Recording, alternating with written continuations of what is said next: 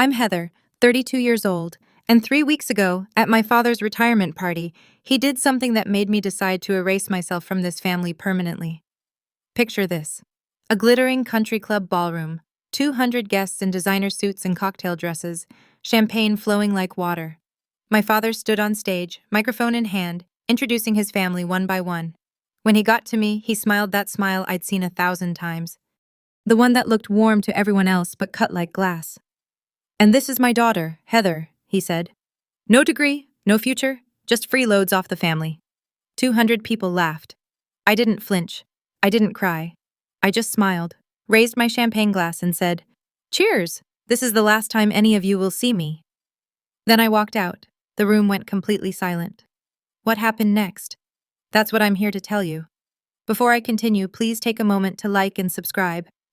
But only if you genuinely want to know how this story ends. And let me know in the comments where you're watching from and what time it is there. Now let me take you back 12 years to the day I was forced to leave college. The Evans family of Fairfield, Connecticut. That's how we were known. Upper middle class, respectable. My father, Richard Ivans, was CEO of a mid-sized logistics company. We had a 6-bedroom colonial on 2 acres, a Mercedes S-Class in the driveway, and a membership at the most exclusive country club in the county. From the outside, we looked perfect. My mother died when I was 8. Cancer, quick and brutal. I barely remember her face without looking at photographs, but I remember her hands, soft, always reaching for mine. 2 years later, my father remarried, Linda. She came with a son from her previous marriage, Marcus, 3 years older than me. Within months, they weren't just part of our family. They were the family. I became furniture. Not in any dramatic way, you understand? No Cinderella-style abuse, just invisibility. Marcus got the praise for his grades. Mine were ignored. Marcus got the new car at 16. I got his hand-me-down. Marcus was the future of the company. I was also here. My father never hit me, never screamed at me. He just looked through me like I was a window. He was trying to see past. But there was one person who saw me. My grandmother, Margaret Ivans, my father's mother. She'd call me every Sunday, ask about my classes, my friends, my dreams. She'd say things like, "You remind me of myself at your age, Heather. Underestimated, but I see you." She left me something when she died, something no one in the family knew about. But I'm getting ahead of myself. In this family, I learned to become invisible. What I didn't know then was that invisibility would become my greatest weapon. The day my future was decided for me, I was 20 years old. Sophomore year at UConn. Business major, 3.8, 8 GPA. I had plans, dreams, a scholarship application sitting on my desk for a summer program in London. My father called me home on a Wednesday. "Family meeting," he said. Those 2 words had never meant anything good. I found him in his study. Mahogany desk, leather chair, walls lined with awards and certificates. Linda stood beside him, her hand on his shoulder, supportive, united. "Heather," my father began, not looking up from his papers. "We need to make some sacrifices as a family. Marcus has been accepted into the Wharton MBA program. It's an incredible opportunity. My heart rate didn't change. I already knew where this was going. We can't afford both your tuition and his program," he continued. "So we've decided you'll take a break from school just for now. Marcus's career will benefit the whole family." Linda nodded, her voice honey-sweet. "A girl doesn't need an MBA to have a good life, Heather. You'll find a nice husband someday. That's what really matters." I sat there frozen. Not because I was surprised. I'd spent 12 years learning not to be surprised, but because some small, stupid part of me had still hoped. "You said you'd support my education," I heard myself say. "You promised Mom before she died." My father's jaw tightened. "Circumstances change. When the company stabilizes, I'll make it up to you." He never did. What I found out later through a cousin's slip of the tongue was that there was plenty of money. They just chose not to spend it on me. I didn't argue that day, I just nodded. But inside, I made a promise to myself. This was the last time I'd let anyone else decide my worth. I moved to Boston with $2,000 in savings and a suitcase of clothes that didn't fit the life I was leaving behind. My first apartment was a 400-foot studio above a laundromat in Alliston. The radiator clanked all night. The walls were thin enough to hear my neighbor's TV.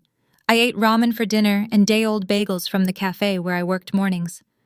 But here's the thing about rock bottom. You can't fall any further. I got a job as an administrative assistant at a small logistics company, entry-level minimum wage plus benefits. The owner, a gruff man named Walter Barnes, saw something in me that my family never had. "You've got a brain, Heather," he told me one day. "Use it." So I did. I stayed late. I learned every system, every process. I took free online courses at night: supply chain management, operations, business fundamentals, MIT Open Course. Where became my college? I didn't call home, didn't ask for a single dollar. When my father's secretary sent me a birthday card with a $50 check from the family, I tore it up and threw it away. 4 years after I left Connecticut, I had saved enough to start my own consulting firm, Meridian Consulting, LLC. Just me, a laptop, and a rented desk in a co-working space. I kept my name off everything public. No LinkedIn profile, no press releases. All business went through the company name and my lawyer. Why the secrecy? Because I knew my family. If they found out I was succeeding, they'd find a way to take credit or tear it down. Some people build empires to prove their worth. I built mine in silence because silence was the only language my family had ever taught me. Grandmother Margaret died 2 years ago when I was 30. I flew to Connecticut for the funeral, sat in the back pew, watched my father deliver a eulogy about a remarkable woman who dedicated her life to family. The irony was so thick I could taste it. At the reception, I kept to myself. No one seemed to notice I was there, which was exactly how I wanted it. But 3 days later, I got a call from a lawyer I'd never heard of. Eleanor Smith from a Boston firm specializing in estate planning. "Miss Ivins, I represent your grandmother's separate estate. She established a trust fund in your name 8 years ago with explicit instructions that no other family member be informed of its existence." I nearly dropped my phone. The trust contained $800,000. "She left a letter for you as well," Eleanor continued. "Would you like me to read it?" I said yes, though my voice didn't sound like my own. "My dearest Heather," Eleanor read, "I know what they did to you. I know about the tuition, the promises, all of it. I argued with your father until I had no words left. He wouldn't listen. He never does. This money is yours. No strings, no conditions. Use it to build the life you deserve, the life they tried to take from you. Remember what I always told you. Don't let anyone say you're not worthy. When they finally see your worth, it will be too late for them. I believe in you. I always have. All my love, Grandma Margaret." I used part of that money to expand Meridian Consulting. The rest I kept as insurance for a day I hoped would never come, but always knew might. That day came 3 weeks ago. Let me tell you about Meridian Consulting today. 15 employees, $4 million in annual revenue. Offices in Back Bay, Boston. The kind of address that makes people take you seriously before you even open your mouth.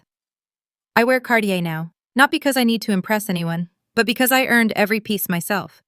We specialize in logistics optimization, helping companies streamline their supply chains, reduce costs, improve efficiency. It's not glamorous work, but it's profitable, and I'm good at it. Here's the part that would make you laugh if it weren't so painfully ironic. One of our biggest clients is Ivins Logistics, my father's company. They signed a 5-year service contract with us 3 years ago. We handle their route optimization, warehouse management, consulting, and carrier negotiations. The contract is worth about 40% of their annual revenue in operational savings. My father has no idea. All communications go through my team. All contracts are signed by my CFO, Daniel Reeves. The few times Richard Ivins has praised Meridian Consulting at industry events, he's been praising his own daughter's work. The daughter he told everyone was worthless. 3 weeks ago, I received a formal invitation to his retirement party. Gold embossed lettering. "Richard Ivins requests the pleasure of your company." I almost threw it away. Almost. But then I thought about Grandma Margaret. About 12 years of silence. About every promise broken and every door closed in my face. I RSVP'd, yes. Not because I wanted reconciliation. Not because I hoped things had changed. I went because I knew with absolute certainty that my father would do something unforgivable, and when he did, I wanted to be there to say goodbye on my own terms. I just didn't know how right I would be. The Fairfield Country Club hasn't changed in 30 years. Same S. Swarovski chandeliers, same pretentious valet service, same crowd of old money and new ambition pretending they belong together. I wore a black Valentino dress, simple, elegant, expensive. My grandmother's pearl earrings, Cartier watch, Hermes Birkin bag. Everything I owned I'd bought myself. That mattered to me more than the labels. Linda intercepted me at the entrance. She'd aged, but her smile hadn't. Still that perfect mask of warmth that hid something colder underneath. Her dress was Chanel, her diamonds were large, and her eyes did a quick inventory of my outfit before she spoke. "Heather, you came." Her tone suggested this was a pleasant surprise and a minor inconvenience. "Your father wasn't sure you'd have something appropriate to wear." I smiled. How thoughtful of him to worry. Inside, 200 guests mingled beneath crystal light. The who's who of Connecticut business: bankers, lawyers, executives, politicians. I recognized some faces from my father's old dinner parties. None of them recognized me. Marcus swept past with a model thin blonde on his arm, not even glancing my direction. He was telling someone about his vision for the company's future. Classic Marcus. All confidence, no substance. I found my seat assignment. Table 14, the far corner near the service entrance with friends of the family I'd never met. Not the family table, not even close. I wasn't surprised, but I noted it. A waiter offered champagne.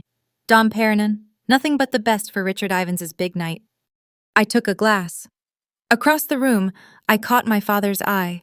He nodded once, a dismissal disguised as acknowledgement, then turned back to his real guests. The evening was just beginning, and I had a front row seat to my own family's contempt. I've learned over the years that the best information comes from staying quiet and keeping your ears open. From my corner table, I watched and listened. The acoustics in that ballroom carried conversations better than people realized. My father was holding court near the bar, surrounded by business associates. I heard him mention operational restructuring and strategic partnerships, standard executive speak. But then, Meridian Consulting has been transformative for us, he was saying to a silver-haired man I recognized as a major shipping executive. They're the backbone of our operations now. Whoever runs that company is a genius. The other man nodded. I've been trying to get a meeting with them for months. Very private operation. Do you know who's behind it? My father shrugged. Never met them personally. Everything goes through their legal team and account managers, but honestly, I don't care who they are as long as they keep delivering results. I took a sip of champagne to hide my smile. My phone buzzed. A text from Daniel, my CFO. Contract renewal docs from Ivan's Logistics arrived today. They want another 5 years. Waiting on your decision, I typed back. I'll have an answer by end of week. What my father didn't know, what nobody in that room knew, was that Meridian's contract with Ivan's Logistics was coming up for renewal. If we walked away, they'd lose 40% of their operational efficiency overnight.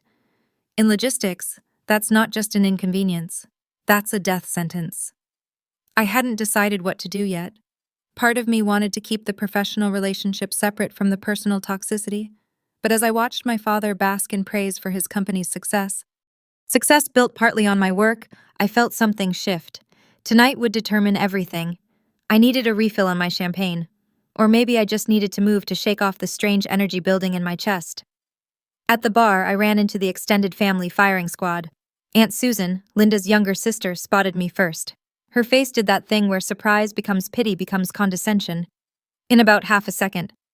"Heather, oh my goodness, I almost didn't recognize you." She looked me up and down. "You look well still up in Boston doing whatever it is you do." "Consulting," I said. "Supply chain management." "Oh, how nice." The way she said it made it sound like I told her I collected bottle caps. "Are you seeing anyone? Your father mentioned you're still single. 32, right?" Time flies. Before I could respond, Uncle David joined in. "Richard was just telling me, you're still figuring things out. Nothing wrong with being a late bloomer." I suppose not everyone is meant for traditional success. I realized with cold clarity what had happened. My father had briefed them, given them talking points about the family disappointment, set the narrative before I even arrived. Richard said, "You had some emotional difficulties after leaving school." Aunt Susan continued, lowering her voice conspiratorially. "Mental health issues. So brave of you to come tonight despite everything." I felt my grip tighten on my champagne glass. Not from hurt. I was long past that from the sheer audacity. "I appreciate the concern," I said, keeping my voice steady. "But I'm doing very well, actually. Better than I've ever been." They exchanged glances, the kind that says, "Poor thing doesn't even know how far she's fallen." I excused myself before I said something I'd regret. But a plan was forming in my mind. Cold, clear, inevitable. Marcus found me on the terrace, looking out at the golf course. The September air was cool, and the stars were just starting to appear. "Well?" Well, his voice came from behind me, heavy with contempt. The prodigal daughter. I didn't turn around. Marcus. He stepped beside me close enough that I could smell his cologne. Tom Ford, probably a gift from our father. Dad's about to give his speech. Wanted to make sure you weren't planning any dramatic scenes. Why would I do that? Because you've always been jealous. He said it like it was established fact. The way you stormed off after the tuition decision, the way you disappeared to Boston like some wounded animal, you've never gotten over it. Now I turned, looked at my stepbrother in his $5,000 suit, his Rolex, his perfectly styled hair. Is that what you tell yourself? His eyes hardened. I heard you started some kind of company up there playing businesswoman. He laughed, short and cruel. How long until it fails? 6 months? A year? Then you'll come crawling back, begging Dad for help. I won't. You will. You always do. You're weak, Heather. You always have been. I could have told him then about Meridian, about the contract, about how his precious company's success was built on the work of the sister he dismissed. But I didn't, because some revelations need the right stage. You know what, Marcus? You can believe whatever makes you feel better. I started to walk past him, but I promise you this. After tonight, you're going to wish you'd treated me differently. His laugh followed me inside, dismissive, arrogant. He had no idea what was coming. None of them did. The ballroom lights dimmed. A spotlight hit the stage. My father climbed the steps to thunderous applause. The conquering hero of Connecticut logistics, taking his final bow. Thank you. Thank you, he said, his voice carrying that practiced warmth he'd perfected over decades. 40 years in this business. It's been one hell of a ride. Laughter, more applause. He began his speech thanking partners, employees, mentors, thanking God, thanking luck, taking credit for everything. Then came the family segment. I couldn't have done any of this without my incredible wife, Linda. He gestured to her table. 30 years of putting up with my late nights and business trips. You're a saint. More applause. Linda dabbed at her eyes perfectly on cue. And my son Marcus, who will be taking over as CEO come January. Richard beamed with pride. The future of Ivan's Logistics. I couldn't be prouder. Standing ovation. Marcus Rose waved, the picture of corporate royalty. Then my father's eyes found me, and something shifted in his expression. Something mean. And of course, my daughter, Heather. The spotlight swung to my table. I felt 200 pairs of eyes turned toward me. No degree, no real career, just freeloads off the family. He paused for comedic effect. But hey, at least she showed up tonight. Maybe someday she'll find a rich husband to take care of her. The room erupted in laughter. Real laughter. The kind that comes from people who think they're in on a joke, not realizing they're watching cruelty dressed up as comedy. I sat perfectly still. Didn't flinch, didn't cry, didn't look away. I just waited for the laughter to fade. And then I stood up. The room went quiet as I rose. I could feel every eye on me. Some curious, some pitying, some already preparing to witness a breakdown. The unstable daughter finally cracking under her father's harmless joke. I picked up my champagne glass slowly, deliberately. My father's smile faltered just slightly. He hadn't expected me to react. I never did. I was supposed to sit there and take it like I always had. I raised the glass toward him. Congratulations on your retirement, Dad. My voice was clear, steady, loud enough for every microphone in the room to pick up. 40 years in business, quite an achievement. I paused. You taught me a lot about hard work, about sacrifice, about exactly what kind of loyalty family can expect from you. The silence was absolute now. I could hear someone's ice clinking in their glass 3 tables away. So here's to you. I lifted my champagne higher. Cheers. This is the last time any of you will see me. I set the glass down without drinking. Then, I picked up my Birkin bag, turned, and walked toward the exit. My Louis Vuitton heels clicked against the hardwood floor, the only sound in that cavernous room. I didn't run, didn't hurry, just walked, spine straight, head high. Behind me, silence. Complete, total, devastating silence. Someone gasped. Someone else whispered something I couldn't hear, but mostly there was just the echo of my footsteps and 200 people trying to process what they just witnessed. The daughter, who was supposed to be broken, had just walked out on her own terms. I pushed through the double doors and stepped into the night. And for the first time in 12 years, I could breathe. I was almost to my car. A Tesla Model S, black custom plate reading Mr. DD1, when I heard footsteps behind me. Heather, stop right there. Linda's voice, shrill and furious, I kept walking. What do you think you're doing? She grabbed my arm, spinning me around. Her face was red beneath the country club lights, her careful composure cracked. Do you have any idea what you just did? You humiliated your father in front of everyone? I looked at her hand on my arm until she removed it. I humiliated him? I asked quietly. I think you have that backwards. My father appeared behind her, his face a thundercloud. 200 guests were probably watching from the windows. He was aware of that. I could see him calculating. Get back inside, he said, his voice low and dangerous. Apologize now. No. The word hung in the air between us. This isn't a negotiation, Heather. I'm your father. I'm telling you. You're telling me what? I cut him off. Something I'd never done in my life. That I should go back in there and let you keep using me as your punchline. That I should smile while you tell 200 people I'm worthless. It was a joke. It was the truth of how you see me, and I'm done pretending otherwise. I opened my car door. My father stepped forward. If you leave now, you're done. Do you understand me? No more family, no more support, nothing. I almost laughed. Dad, you cut me off 12 years ago. You just didn't have the courage to say it out loud. I slid into the driver's seat. Tonight, I'm saying it for both of us. I started the engine. Goodbye. And I drove away. I pulled into a rest stop about 20 minutes outside Fairfield and sat in my car, engine idling, hands still on the wheel. For a long moment, I just breathed. Okay, let me step out of the story for a second and talk to you directly. I know some of you watching this have been through something similar. Maybe not a retirement party, maybe not 200 witnesses, but that feeling of being the family disappointment, the one they talk about in whispers, the one whose success they refuse to see. I know you understand. If you've ever sat at a family gathering while someone made you the punchline, if you've ever smiled through pain because making a scene would only prove them right, if you've ever loved people who made you feel invisible, this story is for you. So here's what I'm asking. If any of this is resonating with you, drop a comment. Tell me your story or just let me know you're here. Because honestly, knowing I'm not alone in this, that means more than you can imagine. And if you want to know what happened next, and trust me, the next part is where everything changes.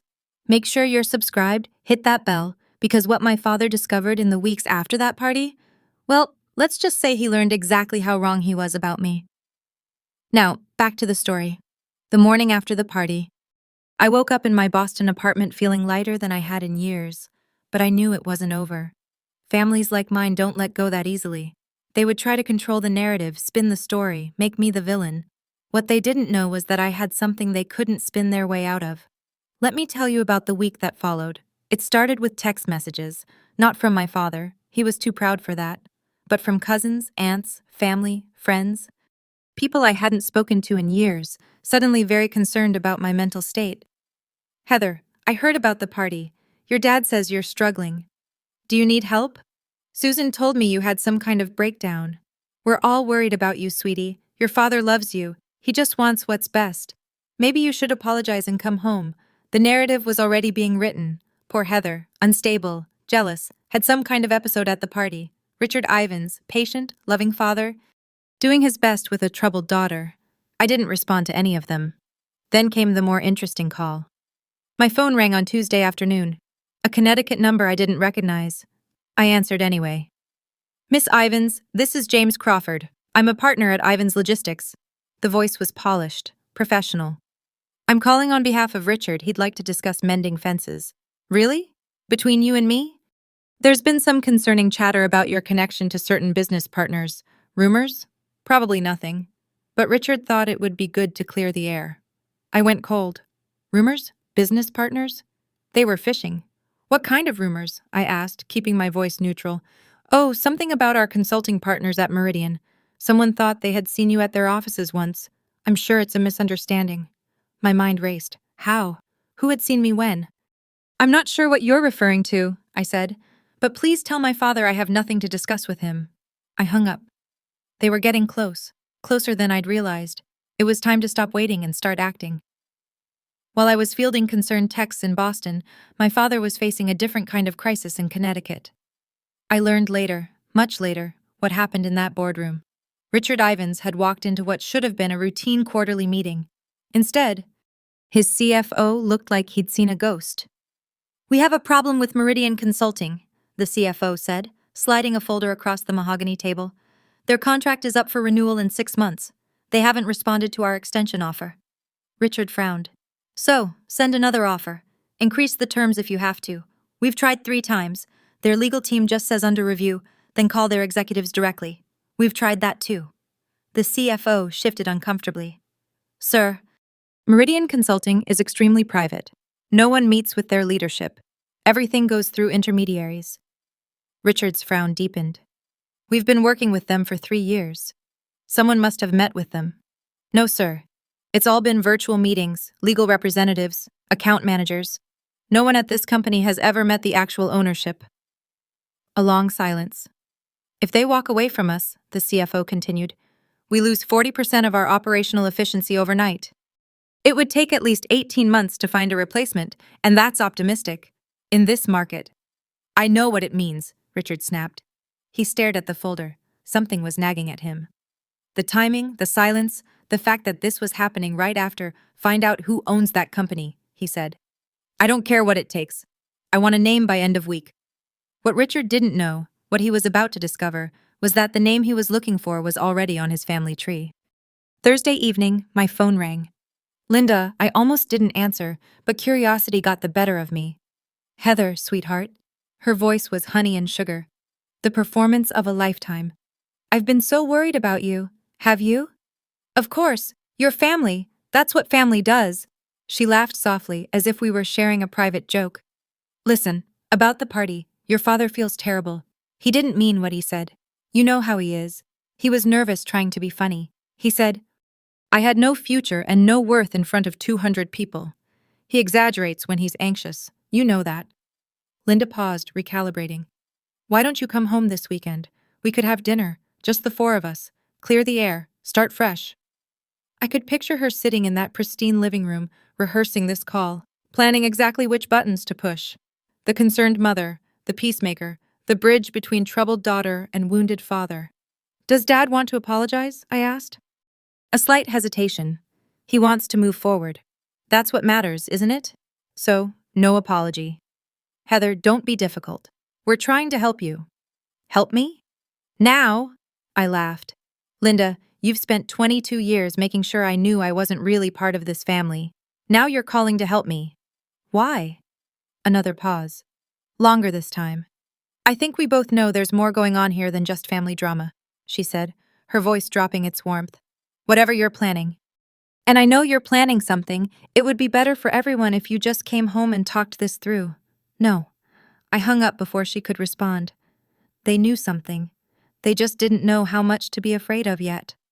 The next morning, I drove to Eleanor Smith's office in downtown Boston. Eleanor had been my grandmother's lawyer, and since the trust fund had become mine, her office was sleek and efficient. Glass and steel, Boston skyline views, the kind of place where serious business happened. "I've been expecting you," she said when I walked in. "I assume this is about Ivan's Logistics. They're investigating Meridian, trying to find out who owns it." Eleanor nodded unsurprised. "Your anonymity was always going to be temporary. The question is, how do you want this to unfold?" She spread documents across her desk. The Meridian contract with Ivan's Logistics, every clause, every renewal term, every exit provision, the trust fund documents, the company and corporation papers. "Your contract includes a standard 30-day termination notice," Eleanor said, pointing to the relevant section. "You can end the agreement for any reason. No penalties, no legal exposure. And my grandmother's trust completely separate from the Ivins family estate, legally unimpeachable. Richard has no claim to any of it, even if he tried to contest." She looked at me over her glasses. Margaret made sure of that. I stared at the papers. Everything was in order. Everything was legal. Every T crossed, every I dotted. What did my grandmother say about all this when she set up the trust? Eleanor smiled sadly. She said, "One day, Heather is going to need leverage, and when that day comes, I want her to have it." I felt tears prick at my eyes. Grandmother Margaret, protecting me even from the grave. "She also said something else," Eleanor added. "Tell her not to be cruel about it. Just be honest. Sometimes the truth is punishment enough." I nodded. The truth it was. Then that afternoon, I sat down with Daniel Reeves, my CFO, in Meridian's conference room. Daniel had been with me since year 2. He knew everything about my family, about Ivan's logistics, about why I'd kept my name off the paperwork. He was loyal, competent, and the closest thing I had to a true ally. They want to renew the contract, he said, scrolling through his tablet. 5 more years actually increased the terms by 12%. They're nervous. They should be. I pulled up the financial projections on the conference room screen. Numbers don't lie. And these numbers told a devastating story. If we walk away, Ivan's Logistics loses 40% of their operational efficiency within 60 days. In logistics, that's not a dip, that's a freefall. Their clients will start looking elsewhere. Their margins will collapse. Daniel nodded. Marcus just took over as CEO. If this hits on his watch, his reputation is finished before he starts. We sat with that for a moment. It felt surreal, holding so much power over people who had spent decades making me feel powerless. What do you want to do? Daniel asked. I'd been thinking about this for days, about Grandma Margaret's words, about revenge versus truth, about what kind of person I wanted to be. Draft the termination letter, I said finally. 30-day notice per the contract terms. No malice, no accusations, just business. And the reason? Strategic repositioning. That's all they need to know officially. I paused. But I'm also going to write a personal letter to my father. Separate envelope. He deserves to know exactly who he's been depending on and exactly why that's ending. Daniel nodded. When do you want to send it? Monday. First thing. No more waiting. No more hiding. I spent all of Sunday writing that letter, not the official termination notice. Daniel handled that. The professional language, the legal provisions, the clinical restructuring of client portfolio explanation that would go in the file. I wrote the personal letter, the truth. I went through 7 drafts. The first was too angry, pages of accusations, every hurt catalogued and condemned. The second was too cold. The third was too desperate. The final version was simple, clean, factual. Dear Dad, you said I had no future. You told 200 people I was worthless. I want you to know something. The company you called the backbone of Ian's Logistics, Meridian Consulting, is mine. I built it. I own it. For 3 years, the daughter you dismissed has been a cornerstone of your business. I'm ending our contract not as revenge, as a boundary. Grandma Margaret left me a trust fund you never knew about. She saw what you couldn't, that I was worth investing in. Everything I have, I built myself with her faith and without your support. I don't need you to apologize. I don't need you to understand. I just need you to know that I am not what you said I was. I never was. Don't contact me again. Heather Margaret Evans. I included my middle name deliberately, the name I'd added 3 years ago in honor of the only person in my family who'd believed in me. I also included a photocopy of the Meridian Incorporation papers. My name is sole owner clearly visible. I read the letter 3 times, checked for typos, checked for excessive emotion, found none, just the truth. Sometimes I thought that's the most devastating weapon of all. Monday 9 a.m. courier confirmation. The package had arrived at Ivan's Logistics headquarters. Someone named Patricia Chen had signed for it, Richard's executive assistant. I remembered her from childhood. I sat in my office watching my phone waiting. 10:15 a.m. Missed call from Richard Ivans. 10:17 a.m. Missed call from Richard Ivans. 10:23 a.m. Missed call from Marcus Ivans. 10:31 a.m. Missed call from Linda Ivans. 10:45 a.m. Missed call from Richard Ivans. 11:02 a.m. Text message from Richard. Call me now. 11:15 a.m. Text message from Marcus. What the hell is this? Call us. 11:34 a.m. Text message from Linda. Heather, this is not funny. Pick up your phone. By noon, I had 12 missed calls, 8 text messages, and 2 voicemails I didn't bother listening to. I didn't respond to any of them. I had waited 12 years for this moment. They could wait a few more hours. At 2 p.m., my assistant knocked on my door. Miss Ivans, there's a family who says they need to see you immediately. They're in the lobby. So, they'd driven to Boston. 5 hours of traffic and panic just to confront me in person. I took a deep breath, checked my reflection in the window, straightened my blazer. Send them to conference room B, I said. I'll be there in 5 minutes. This was it. The conversation I'd imagined 1,000 times. The confrontation I'd prepared for without knowing when it would come. I thought of Grandma Margaret, of her letter, of her faith in me. Don't be cruel, she'd said. Just be honest. I stood up, smoothed my skirt, and walked toward the conference room. Time to be honest. Conference room B had glass walls. I'd chosen it deliberately. My 15 employees could see inside, though they couldn't hear. Witnesses, not to humiliate anyone, but to ensure the meeting stayed civil. Richard, Linda, and Marcus stood clustered near the window, looking out at the Boston skyline. They'd never expected to see from this perspective, from my domain, my territory. My father turned when I entered. His face was gray, older than I'd ever seen him look. Heather. His voice cracked on my name. What is this? Hello, Dad, Linda, Marcus. I took a seat at the head of the conference table. Calm, professional. I assume you received my letter. Your letter? Marcus stepped forward, jabbing his finger toward me. You can't just— This isn't sit down, Marcus. My voice was quiet but firm. I won't discuss anything with you. Yelling across the room. He looked at my father, uncertain. Richard nodded sharply. They sat. For a long moment, no one spoke. Finally, Richard leaned forward. This is all some kind of misunderstanding. What part? Meridian Consulting. You can't possibly a company like that. You didn't. I did. I slid a folder across the table. Company registration, tax filings, client list. 3 years ago, your company signed a contract with mine. You praised my work at industry events. You called us transformative. You just didn't know you were praising me. Linda's face had gone pale. But you don't have a degree. You were just a what, Linda? A disappointment? A failure? I shook my head. I was a 20-year-old who was told to sacrifice her future. I built something anyway. Silence. My father stared at the documents like they might burst into flames if he looked hard enough. Okay. Richard's voice was strained. The mask of corporate composure cracking. I apologize. I apologize about the party.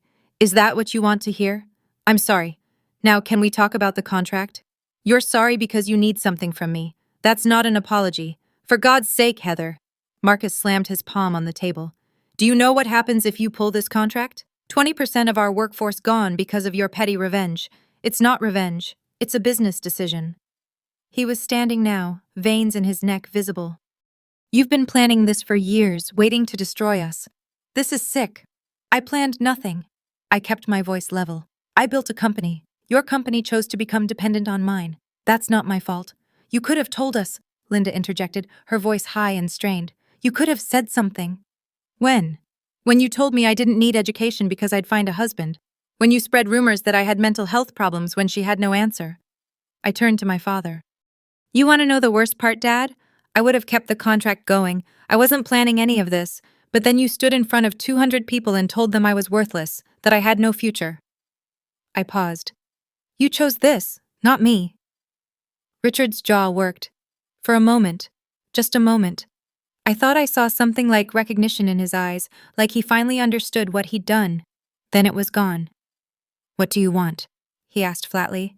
Nothing you can give me. There must be something. You're not listening. I don't want anything from you. I never did. I just want you to know the truth. Fine. Richard's voice went cold. The vulnerability was gone, replaced by the steel I'd known my whole life. If that's how you want to play this, you walk away from this family. You're done. No inheritance, nothing. I almost laughed. Dad, you cut me off at 20 years old. What inheritance?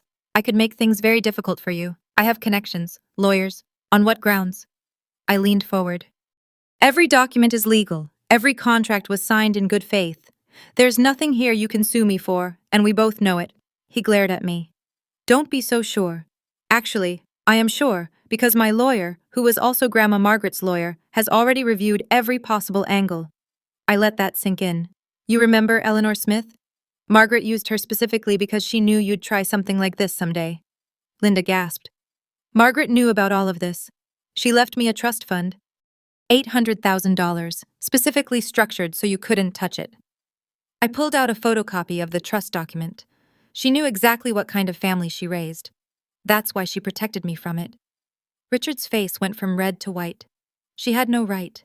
She had every right. It was her money. I stood. This meeting is over. Heather, we're done. I've said everything I came to say. I walked toward the door, then paused. One more thing.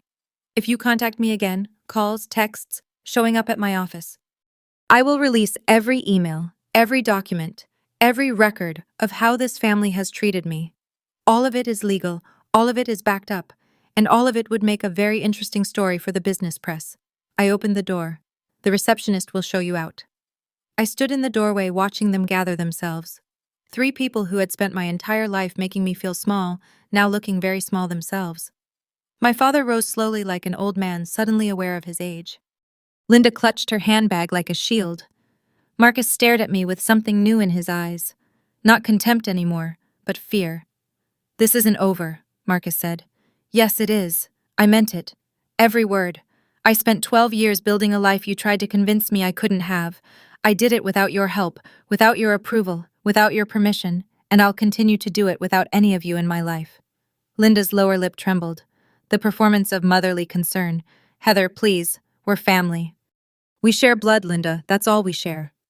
I held the door open wider. "I'm not asking for an apology. I'm not asking for reconciliation.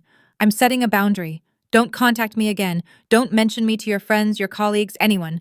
Just let me go." Richard stopped in front of me. For a moment, we just looked at each other, father and daughter, strangers who happened to share a last name. "You really hate us that much?" he asked, his voice barely above a whisper. "No, Dad. I don't hate you. That's what you don't understand." I met his eyes steadily. "I just don't need you anymore. And that's something you'll have to learn to live with." He had no response to that. They walked out through the lobby past my employees, who carefully pretended not to watch. The glass doors closed behind them. I went back to my desk, opened my laptop, and got back to work. Okay, let me pause here again. If you're still watching, first of all, thank you. This isn't easy to tell. And knowing you're listening means more than you know. If you think this is where the story ends, it's not. The fallout from that meeting rippled out further than I expected. When I sent that termination letter, I thought I was just setting a boundary, protecting my peace, walking away from people who had hurt me. I didn't anticipate what would happen to Ivan's logistics, or to my father's reputation, or to the family secrets that would come spilling out once people started talking. Here's my ask. If this story has moved you, if it's made you think about your own family, your own boundaries, your own worth, hit that like button. It helps more than you know. And subscribe if you haven't already. Turn on notifications because the ending of this story, it's complicated, it's messy, and it taught me something about revenge that I didn't expect. Also, I'd love to hear from you. Drop a comment telling me, have you ever had to walk away from family? Did it feel like freedom or like grief? Or maybe both? I've read every comment on my previous stories, and they've helped me feel less alone in this, so please share your thoughts. Now back to the story. 1 week after that confrontation in my office, I received a phone call from someone I hadn't spoken to in years, someone who had information that changed everything I thought I knew about my family, and about why they really treated me the way they did. Let me tell you about that call. The caller was my Uncle Robert, my father's younger brother. Robert had always been the black sheep of the Ivans family, an artist, a dreamer, the one who didn't go into business. I hadn't seen him since my mother's funeral, hadn't spoken to him in over a decade. "Heather," his voice was older, rougher. "I heard what happened at the party at Richard's office. Word travels fast, small community." He paused. "Listen, there's something you should know, something I should have told you years ago, but I was too much of a coward." I sat down slowly. "I'm listening. When your father said the family couldn't afford both your tuition and Marcus's, that was a lie. I know, I figured that out." "No, you don't understand.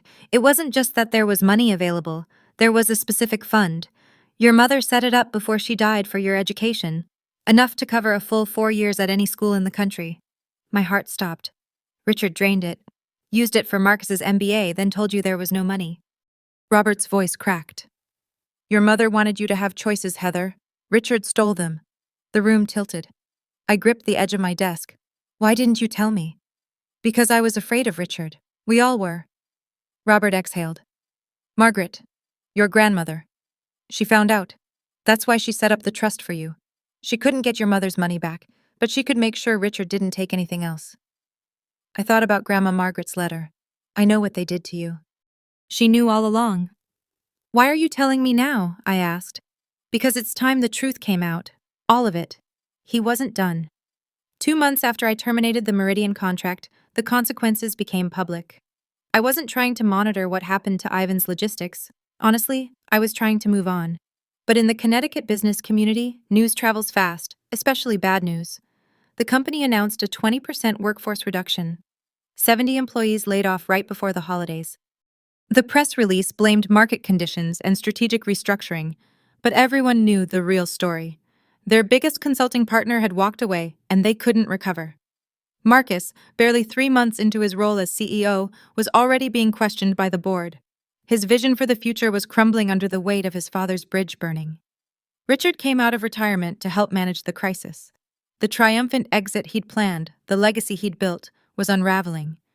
But the real damage was to their reputation. Word spread.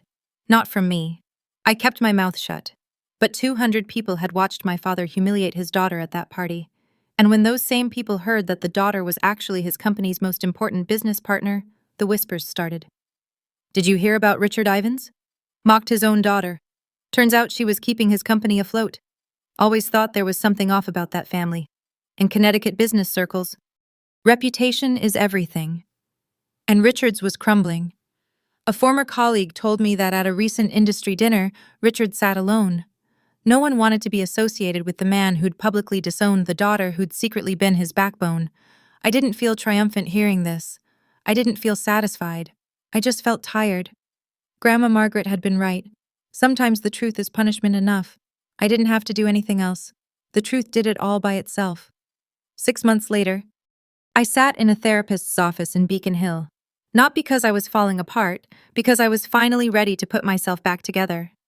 You don't seem like someone who needs therapy, Dr. Patel said during our first session. Everyone needs therapy, I replied. I'm just finally letting myself admit it. We talked about my family, about the years of invisibility, about the burden of building success in silence, about the strange grief of cutting ties with people who were supposed to love me.